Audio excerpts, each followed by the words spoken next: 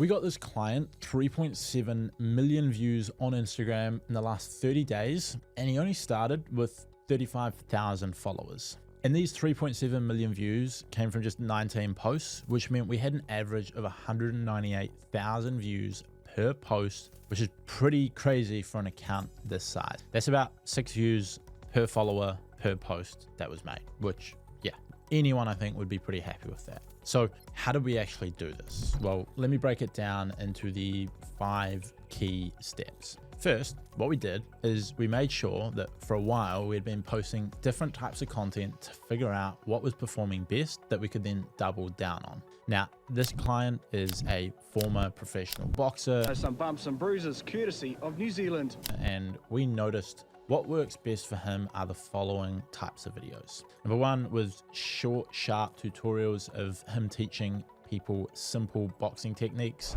old clips of him fighting, clips of him talking about his journey, showing off his skills on the bag. And then more recently, yesterday, we posted a video talking about an upcoming fight of Mike Tyson versus Jake Paul, which sounds ridiculous to even say out loud, but supposedly it's happening. So we figured out through testing all of these pieces of content what performed the best, and these ones were what we wanted to run with. And we knew that by posting these 5 formats of content, we could do really well.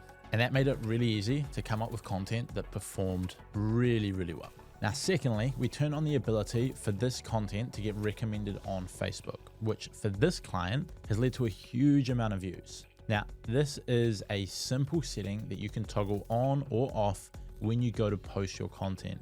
And for some clients, it makes very little, if not no difference. But depending on who your target audience is, this can skyrocket your overall reach. If your target audience is really young, it probably won't change much. But if they're in their 30s, 40s, 50s, or maybe even older, then this can be super powerful, as a lot of that age group spends most of their time on Facebook. Now, for whatever reason, we actually get way better reach by posting it on Instagram and letting it be recommended on Facebook, like letting the Instagram post be recommended on Facebook, than posting it directly on Facebook itself, which I can't explain at the moment. Maybe it's something I'll figure out in future, but it works. It's way better that way. So it's worth testing out your brand. At best, you get a ton of extra views. At worst, it takes no time and a couple people watch it from Facebook. Nothing's wrong. Now, third, we're repurposing old content. And this means that we can create more content in less time from our client, which is always the way you want to look at it. You can outsource editing and you can outsource all of these different things. You can't really outsource filming content unless you're like a big brand that has a big team of people that are all going to be faces of the company. But unless you're in that position, chances are your time is limited. So by repurposing old stuff, not only does it save time for the client or for yourself, but you can also go with stuff that you already know has performed well. Simply grab this content, re-edit it, and have a brand new post ready to go that you have a reasonably strong feeling will perform well. Now, like I said, this can be as simple as finding a post that did well a few months ago and reposting it exactly the same or with a slightly new edit, or it can be finding old footage and then editing it new. Whether you did a speech years ago, went on a podcast ages ago, or have footage of you doing something a long time ago that you then want to reuse. Now, the fourth one, and sort of going along with this sort of line of recreating old content, what we would do is recreate high performing content, but make it new.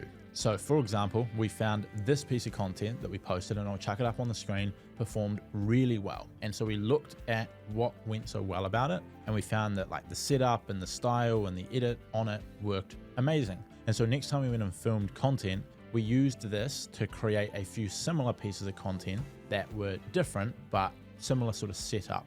And they then performed really well. The original got, I think, over 600,000 views. And then when we recreated it, one of the videos got 900,000 views and the other one got 230,000 views. So once you find like a style of content that really works well, whether it's a topic, whether it's a series, whether it's an idea, then you can lean into it and create more of it.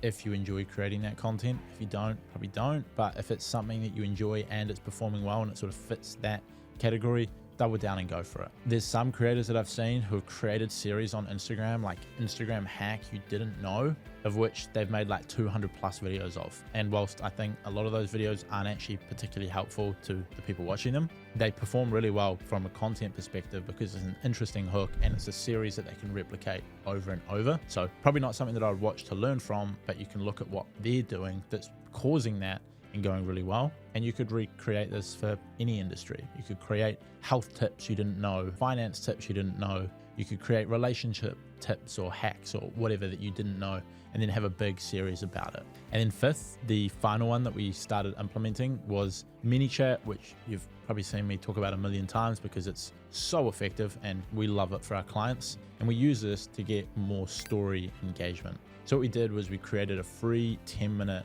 workout that people could follow, which would help people get fitter, faster, in better shape, that people could follow along to.